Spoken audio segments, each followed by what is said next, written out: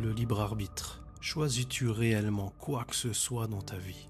Laisse-moi te montrer ce que dit la Bible. Dieu prédestine.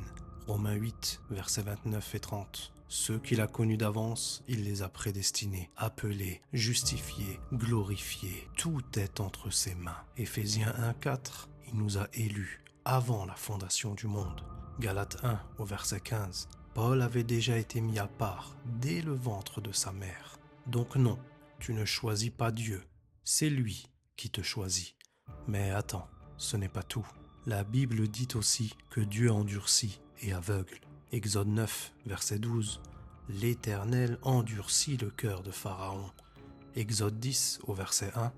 Dieu dit « J'ai endurci son cœur et celui de ses serviteurs ». Ça veut dire quoi? Que Pharaon n'avait même pas la possibilité de céder. Son cœur fut endurci, son sort était déjà scellé. Deutéronome 2, verset 30. Sion n'a pas pu obéir parce que Dieu avait rendu son cœur inflexible. Ésaïe 6, 10 nous dit « Rends insensible le cœur de ce peuple, bouche-lui les yeux pour qu'il ne se convertisse pas. » Jean 12, verset 39-40 reprend « Ils ne pouvaient pas croire parce que Dieu avait aveuglé leurs yeux. » Pas ils ne voulaient pas, non, ils ne pouvaient pas. Romains 9, verset 18 résume cela. Dieu fait miséricorde à qui il veut et il endurcit qui il veut. Tu crois que Jésus voulait que tout le monde comprenne et soit guidé? Faux.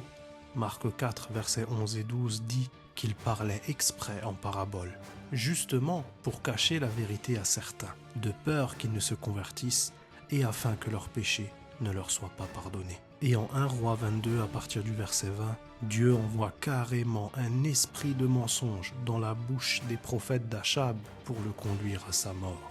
2 Thessaloniciens 2, au verset 11, nous dit aussi « Dieu leur envoie une puissance d'égarement pour qu'ils croient au mensonge. » Alors résumons, Dieu choisit d'avance qui sera sauvé. Il décide aussi qui sera aveuglé et perdu. Ton libre arbitre est une illusion totale. Tout est écrit, tout est entre ses mains, tout se déroule selon son plan. Et si tu as été prédestiné à la vie éternelle, si Dieu a voulu sauver ton âme, contacte-nous. On t'annoncera le véritable évangile. Tu pourras être baptisé au nom de Jésus-Christ pour le pardon de tes péchés et recevoir le Saint-Esprit. Alors tu seras sauvé pour toujours, à tout jamais.